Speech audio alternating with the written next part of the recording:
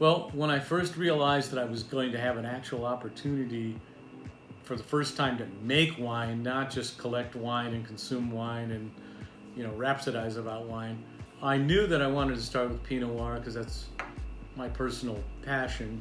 And I started researching where I might source my fruit that was good. And I knew that from experience that Sonoma Coast and specifically Russian River Valley were the best areas in California for Pinot Noir fruit. I think it's pretty inarguable that that's the case.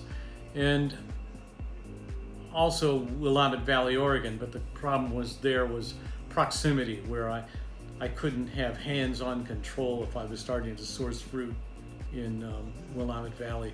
So after looking around and driving around and asking a lot of my friends in the business what they thought, that's how I settled on Rogers Creek, because they were growers only, not producers, so there was no conflict of interest. They were just trying to grow the best fruit they could and sell to producers, so they were specialized in a good way.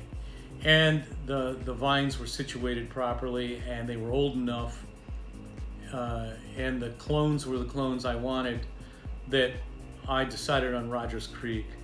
It was good people, Jonathan Goldman and fair price, and I went with it, and it paid off. And then for the rosé, that was a slightly different concern, because as I may have mentioned before, I didn't want a rosé that required any kind of debate or thought about, is this good or not. I wanted it to just be clean and lush and wonderful, and you didn't have to think about it, and it wasn't tannic, and it was balanced and gluggable all day. And I wanted to use just lighter Pinot Noir, and that's what grows in Carneros. I would never want to make Pinot Noir from Carneros personally, but 667 clone from Carneros, especially southern part of Carneros, where Renke Vineyards is what I chose, because Renke had a big supply of 667 Dijon, and they sit at that point in Carneros that gets plenty of currents from the coast. It's not too hot. It's not as landlocked as the microclimate of Napa Valley proper. So that's what I started using for my rosé, and I've been able to perfect it, and I really like it a lot.